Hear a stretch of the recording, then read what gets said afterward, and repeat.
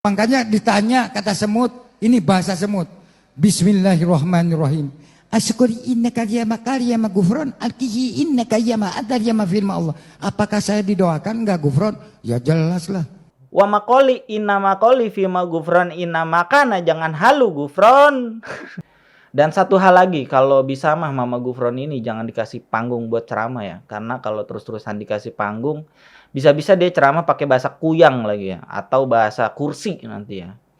Halo semuanya guys, balik lagi di Bernarasi bersama gue Fajar. Di video kali ini gue mau ngomongin seseorang yang bisa ngomong sama semut, sama cacing, jin, bahkan pernah video call sama malaikat maut ya. Dan yang paling anehnya lagi, orang ini ngobrol sama malaikat Israfil yang tugasnya niup trompet sangkakala. Lu bayangin tuh. Gimana halunya orang ini sampai bisa ngeklaim hal-hal yang di luar akal manusia. Kalau gue sih ngeri ya ngobrol sama malaikat Israfil. Takut salah-salah ngomong terus bikin dia marah dan malah nanti trompetnya ditiup gitu. Kan jadi kiamat ya. Tapi orang ini bisa dibilang seseorang yang banyak dikagumi, dihormati, dan disegani sama para pengikutnya. Dan orang ini dikenal dengan nama Mama Gufron. Kemunculan Mama Gufron ini bisa berpotensi merusak bahkan bisa berdampak negatif terhadap agama Islam. Karena ceramah absurd yang dilakukan sama Mama Gufron ini sangat kontroversial. Mengingat kepercayaan terhadap agama Islam di Indonesia ini menjadi mayoritas. Lalu sebenarnya siapa orang yang dikenal dengan Mama Gufron ini? Bagaimana sepak terjang Mama Gufron dalam mendapatkan gelar di namanya dan kenapa orang ini viral akhir-akhir ini. Kita akan bahas di video It's Time kali ini guys. Tapi jangan lupa like, share, dan subscribe.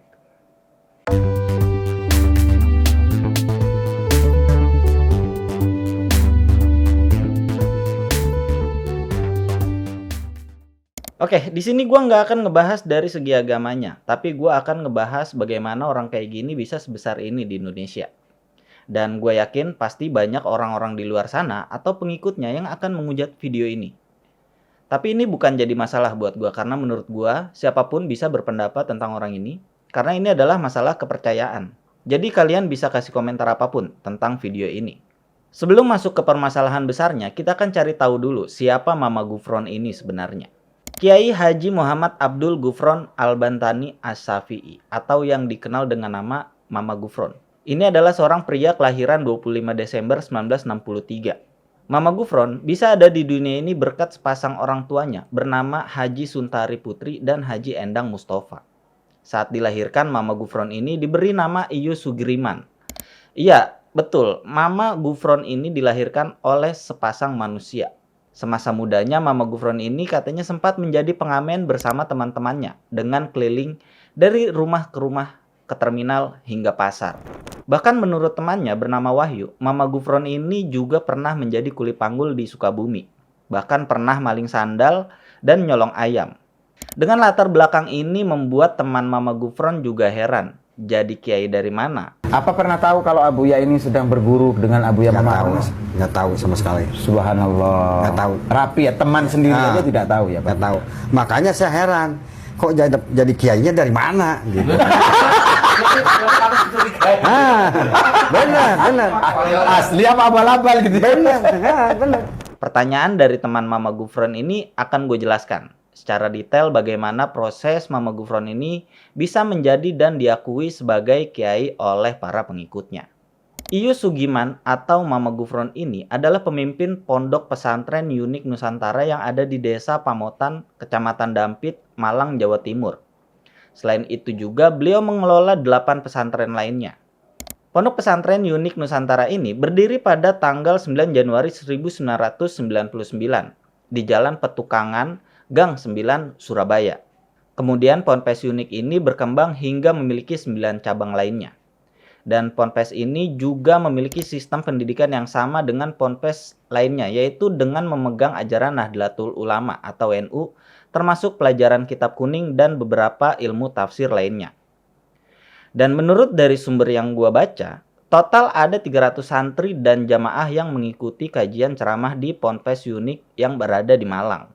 Mama Gufron mengubah namanya menjadi Abdul Gufron Al-Bantani ketika belajar agama dari Kiai Haji Hasan Amin atau yang dikenal dengan Abuya Armin. Katanya Abuya Armin lah yang ngasih nama Muhammad Abdul Gufron kepada Mama Gufron ini, yang kemudian diberi julukan Abuya Mama, atau julukan yang disematkan untuk tokoh agama dalam budaya Jawa Timur dan Jawa Tengah.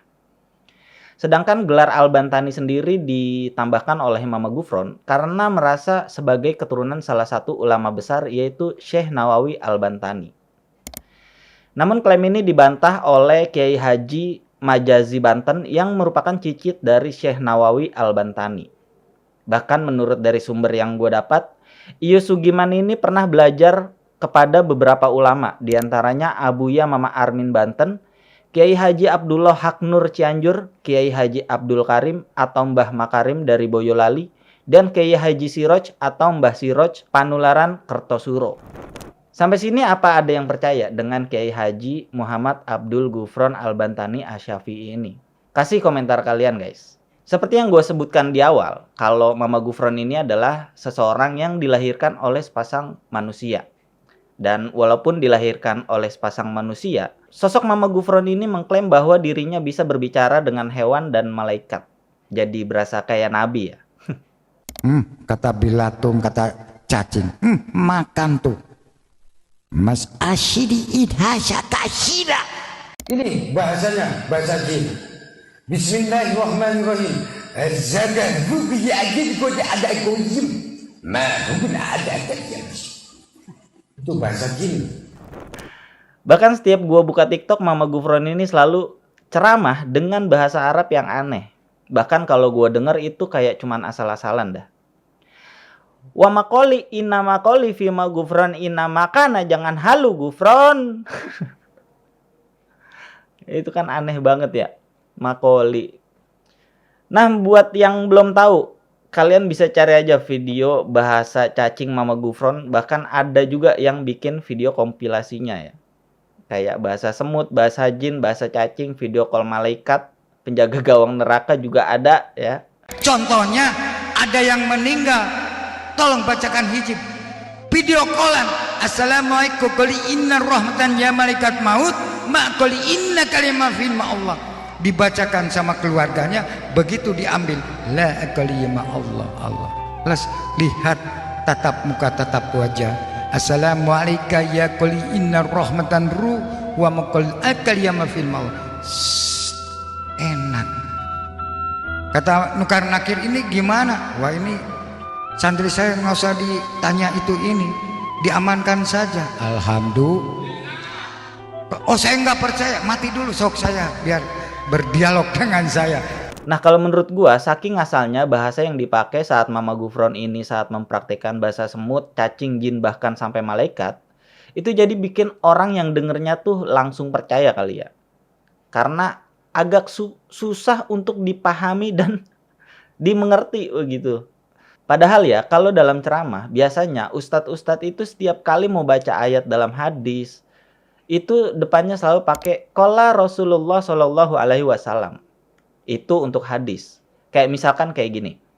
Ali mengatakan, qala Rasulullah Shallallahu Alaihi Wasallam, janganlah kalian berdusta atas namaku, karena sesungguhnya siapa yang berdusta atas namaku pasti masuk neraka. Itu salah satu hadis riwayat Bukhari.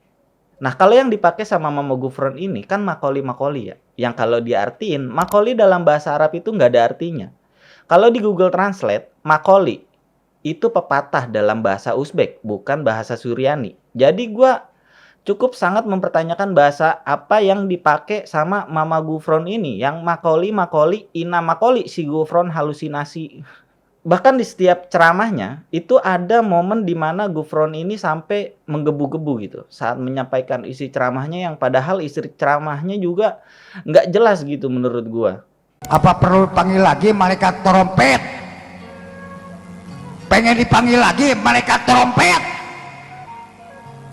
Diajak musyawarah sama Gufron. Assalamualaikum qali inna rahmatan, seluruh malaikat qali inna rahmatan Gufron. Allahumma qali inna rahmatan Toreko, ma qali inna rahmatan Indonesia, wa ma qali inna rahmatan lakal ya mafil ma Allah. Hati-hatilah, nggak usah aneh-aneh. Yuk kita bareng-bareng. Yang meninggal kita doakan, yang sakit didoakan, yang lahir kita doakan, semua didoakan. tidak ada kekurangan dan lebih. Doa pi doa, betul atau tidak? Coba deh lu perhatiin dengan seksama. Bagaimana cara Mama Gufron ini berceramah. Kalau gue sih nggak kuat ya dengerin lama-lama, asli. Ceramahnya topiknya apa, yang dibahas apa, bahasa Arabnya juga nggak jelas gitu. Yang penting suaranya lantang, teriak-teriak, terus belakangnya pakai betul atau tidak. Nah, itu tuh. Ada kata kuncinya, betul tidak? Nah, itu. Terus ada lagi nih, video saat Mama Gufron ini mau ngebuktiin bacaan di Al-Quran. Saat dia buka sambil dibanting kayak gitu, terus bukannya dibaca, malah dikasih ke anak buahnya yang ada di belakang. Ini buka lagi Quran. Buka lagi. Kok sama saya lah. Quran tangan sekalian. Maksud gue kan dia yang buka ya. Kenapa yang disuruh baca malah orang lain gitu? Gue sih kalau jadi orang yang ada di sebelahnya, loh kok gue yang disuruh baca gitu? Baca sendiri. Gitu maksud gue. Soalnya Mama Gufron ini mengklaim dirinya sudah nulis 500 kitab dalam bahasa Suryani. Lo bayangin. Masa baca Al-Quran doang nyuruh anak buahnya sih gitu kan? Dan kalau memang bener dia udah bikin 500 kitab atau dia udah nulis 500 kitab, seharusnya Mama Gufron ini jadi rekor ulama yang nulis kitab terbanyak di Indonesia. Karena tercatat ulama Indonesia yang paling banyak nulis kitab seperti Syekh Muhammad Nawawi bin Umar Al-Bantani, Sayyid Utsman bin Yahya Al-Batawi, Syekh Ahmad Khotib Al-Minangkabawi, Kiai Haji Muhammad Hasyim Asy'ari, Syekh Muhammad Yasin Al-Fadani, itu nggak ada yang mencapai 500 kitab. Tapi kalau misalkan kalian ada yang tahu siapa ulama yang sudah nulis lebih dari 500 kitab, kalian bisa kasih komentar di bawah ya. Untuk kita bandingkan mana yang lebih kredibel gitu, Mama Gufron atau ulama lainnya. Nah sebenarnya bahasa Suryani adalah sebuah bahasa Semitik yang berakar dari bahasa Aram. Bahasa ini memiliki dua bentuk utama. Pertama yaitu Suryani klasik yang juga dikenal sebagai Aram klasik atau Syriak yang digunakan dalam teks-teks liturgis dan karya-karya sastra Kristen. Dan yang kedua, Suryani modern yang masih digunakan oleh beberapa komunitas di Timur Tengah, khususnya di Suriah, Turki, Irak, dan Iran. Bahkan bahasa-bahasa ini memiliki sistem penulisan sendiri yang disebut abjad Suryani yang merupakan salah satu varian dari abjad Aram. Abjad ini memiliki beberapa bentuk penulisan seperti Estrangelo, Serto, dan Matnaya, yang masing-masing digunakan dalam konteks yang berbeda. Dan kalau misalnya ada, nanti akan gue tampilin orang yang berbahasa Suryani yang asli. Biar bisa ngebedain mana bahasa Suryani asli dan bahasa Suryani yang palsu. Yang kayak Mama Gufron sebutin di ceramah-ceramahnya gitu ya. Aund washmayanith qaddash, shmaq tethem al-kuthaq, nehwe sohyanak, aykanna washmaya apara. Hawlan lahma sumqanad yawmana. نصادق كولان ورحمة وحنونو من مريو نبعي مريم رحمونو راحم علينا عادارين. Nah viralnya Mama Gufron ini juga karena videonya diupload di channel YouTube Pondok Pesantren Unik Nusantara atau YouTube Ponpes Unik Nusantara. Kemudian di repost ke TikTok jadi video singkat oleh beberapa akun yang mungkin mereka juga resah ya dengan kehadiran Mama Gufron ini di videonya di YouTube gitu ya. Nah berkat videonya viral di TikTok, Mama Gufron ini sudah mencapai dikritik sama para ulama di Indonesia. Dan bahasa yang dipakai ngomong sama cacing, semut, jin, dan malaikat ini juga dinilai tidak mendasar sama MUI. Bahkan menurut MUI, kemunculan Mama Gufron ini berpotensi memberikan pengaruh negatif terhadap perkembangan keagamaan. Bahkan kehadirannya membuat banyak kontroversi dan narasi yang menyesatkan. Sehingga Mama Gufron ini bisa dibilang ceramahnya cuma ngarang-ngarang aja ya. Apalagi yang pakai bahasa makoli, inna makoli, Mama Gufron halusinasi, fi ma Gufron. Ya walaupun banyak orang yang cuma buat lucu-lucuan aja. Dan kalau diperhatiin Mama Gufron ini hampir mirip dengan Samsudin ya. Yang kalau ditanya jawabnya muter dulu ke alam goib gitu ya. Tapi gue yakin pasti ada juga orang-orang yang benar-benar percaya sama Mama Gufron ini. Terutama para santri yang belajar di sana. Semoga nggak ada ya orang-orang yang gampang percaya sama hal-hal absurd yang disebutkan didapatkan sama Mama Gufron ini. Karena hadirnya Mama Gufron ke publik ini juga bisa berdampak negatif untuk agama Islam terutama di Indonesia.